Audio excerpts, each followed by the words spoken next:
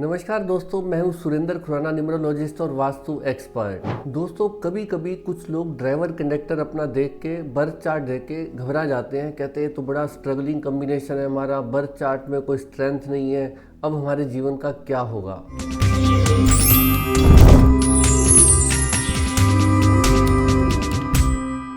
दोस्तों, मैं बताना चाहता हूं आपको कि हर अंक कुछ ना कुछ देना चाहता है। हर बर्थ चार्ट में, हर डेट ऑफ बर्थ में परमात्मा ने जिसको भी जो डेट ऑफ बर्थ दी है उसमें कुछ ना कुछ डायमंड उसने जरूर डाला हुआ है। बस उसे पहचानना है और उसी के हिसाब से बिहेव करना है ताकि आपको जीवन में स्ट्रेंथ और स्टेबिलिटी बहुत अच्छे से मिल पाए। बस ज़रूरत है उस डायमंड को पहचान के उसी हिसाब से हार्डवर्क करने की और उसी हिसाब से लाइफ में डिसीजन लेने की। आप ऐसे समझिए कि ड्राइवर कंडक्टर का कॉम्बिनेशन हमारी गाड़ी का इंजन है और जो हमारा बर्थ चार्ट है बाकी का, वो हमारी गाड़ी का पिछला हिस्सा है।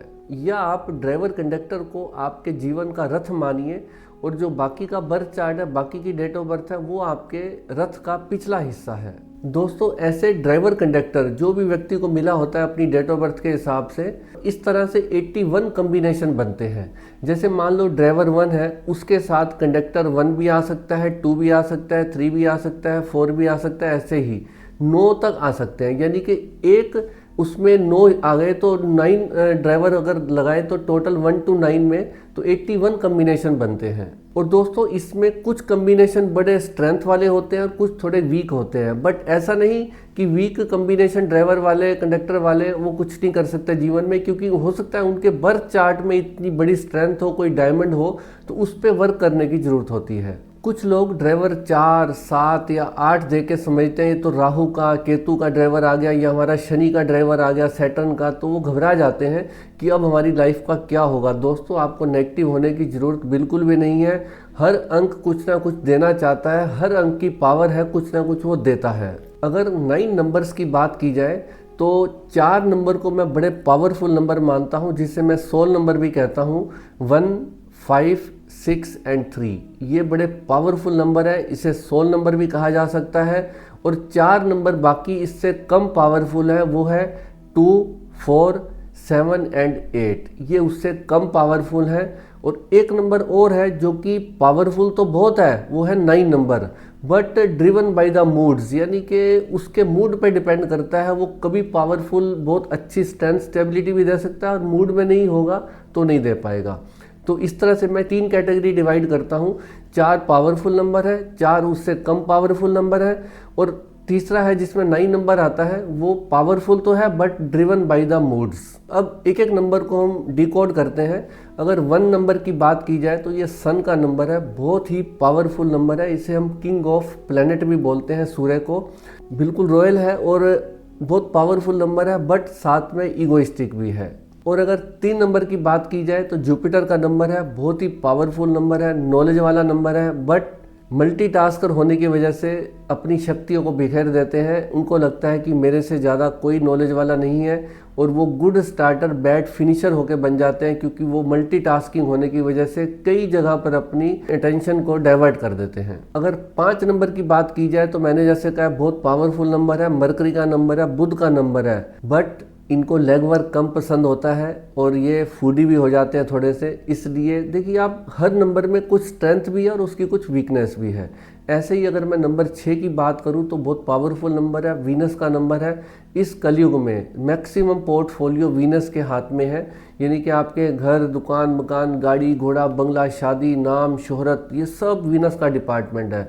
बट ये एक्स्ट्रा पोजेसिव होते हैं फैमिली के प्रति, ये इनकी कमी होती है। दोस्तों, ये थे ज़्यादा पावरफुल नंबर। अगर मैं 4 दूसरे नंबर्स की बात करूं तो उसमें सबसे पहले मैं कहूँगा 2 नंबर, जो कि मून का नंबर है, चंद्रमा का नंबर है। ये लोग बहुत इंटेलिजेंट होते हैं और इमोशनल भी होते हैं, बट इनकी कमी क्या होती है, इनके मूड स्विंग्स बहुत ज़्यादा होते हैं, ये मूडी लोग होते हैं। और अब उसके बाद बात करूं तो मैं 7 नंबर की बात करूंगा। 7 नंबर केतु का नंबर है।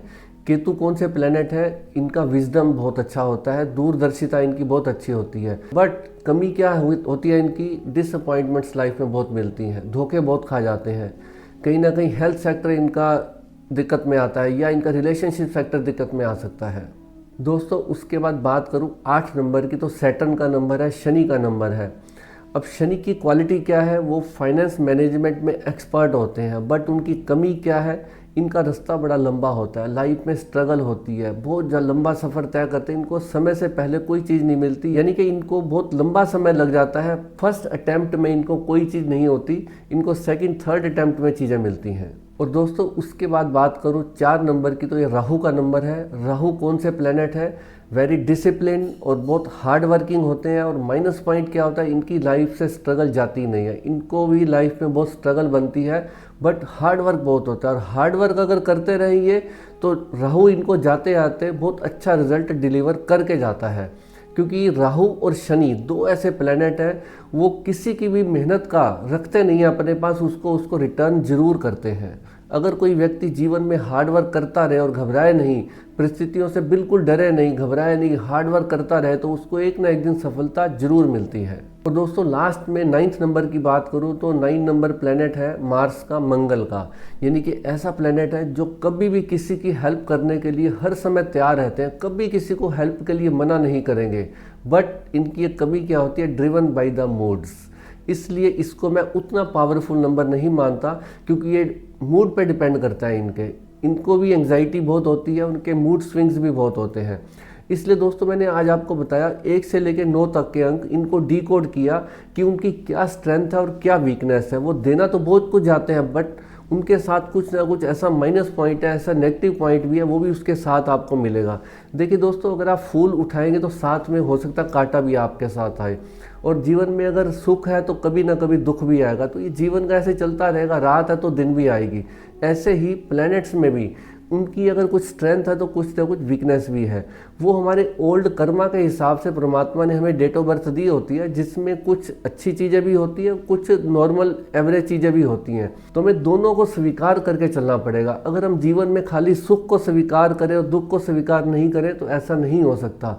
अगर किसी प्लेनेट की हमें स्ट्रेंथ साथ मिल रही है तो थोड़ी वीकनेस भी उसकी हमें मिलेगी ही मिलेगी। तो दोस्तों घबराने की बिल्कुल बात नहीं होती। सपोज किसी की कोई स्ट्रगलिंग ड्राइवर कंडक्टर का कॉम्बिनेशन है या किसी का बर्थ चार्ट वीक है, तो कोई ना कोई डायमंड तो उसमें होगा। बस आपको अब करना क्या है, आप देखिए, आपका जो मर्जी डेट ऑफ बर्थ हो वो आपको नहीं डिसाइड करेगी डेट ऑफ बर्थ की आप लाइफ में कितना सक्सेस होंगे। सक्सेस होगी या नहीं होगी ये 3-4 चीज़ों पर डिपेंड करती है। सबसे पहले आप अपने नेम की स्पेलिंग को अच्छे नंबर पे ले जाइए, ये सबसे पावरफुल टूल है। अपने नेम की स्पेलिंग को अच्छे नंबर पे ले गए तो समझो आपने 40% अपने बर्थ चार्ट को इम्प्रूव कर लिया। तो यहाँ मैं एक टिप देना चाहूँगा, कभी भी अपने नेम की स्पेलिंग को 1563 जो पावरफुल नंबर है ना, उसके बाहर मत ले जाइए। 4 नंबर्स पे ही अपनी नेम की स्पेलिंग को रखिए। और इसके लिए मैंने पहले से एक लॉन्ग वीडियो बनाया हुआ है, अगर आपको नेम की स्पेलिंग देखना हो उसके बारे में तो आप पूरी डिटेल वीडियो देख सकते हैं। उसके अलावा दोस्तों बात करूंगा, कम से कम लाइफ में प्रोफेशन अपने ड्राइवर कंडक्टर के हिसाब से डिसाइड कीजिए कि आपका ड्राइवर कंडक्टर या आपके बर्थ चार्ट में क्या स्ट्रेंथ है, परमात्मा ने आपको किस लिए बनाया है, आपकी लाइफ का रोल एंड गोल क्या है, उसे पहचान के अपने प्रोफेशन को डिसाइड कीजिए। भले अभी तक आपने रॉन्ग प्रोफेशन किया, बट समय नहीं गया, आप उसको चेंज कर सकते हैं। बट कब चेंज कीजिए, जब आपका थोड़ा सा अच्छा पर्सनल ईयर आए। तीसरी चीज़ होती है दोस्तों सबसे इम्पोर्टेंट, लाइफ में समय की नज़ाकत को समझिए। जब आपका पर्सनल ईयर आए तो आप उसी हिसाब से बिहेव कीजिए और अपनी लाइफ के इम्पोर्टेंट डिसीजन तभी लीजिए जब आपका समय अच्छा चल रहा हो। जब आपका थोड़ा सा समय ठीक नहीं चल रहा तो आप इस तरह के इम्पोर्टेंट डिसीजन लाइफ में अवॉइड कीजिए, थोड़ा डिले कर दीजिए। जब आपका पर्सनल ईयर अच्छा आएगा तभी लाइफ के इंपॉर्टेंट डिसीजन को लीजिए। और दोस्तों लास्ट बट नॉट लीस्ट, ये मैं आपको अपनी केस स्टडीज़ के हिसाब से बता रहा हूँ, अनुभव के आधार पर, कि आप अपने घर में कम से कम 3 दोष मत आने दीजिए। 3 ऐसे जोन बता रहा हूँ, वहाँ पर कोई दोष मत आने दीजिए, यानी कि आपके घर का नॉर्थ ईस्ट जोन, सेंटर और साउथ वेस्ट जोन। दोस्तों ये बड़े इंपॉर्टेंट पार्ट है आपके घर के वास्तु की दृष्टि के हिसाब से। नॉर्थ ईस्ट यानी कि ईशान कोण, सेंटर यानी कि ब्रह्म स्थान, और साउथ वेस्ट यानी कि आपका दक्षिण पश्चिम हिस्सा।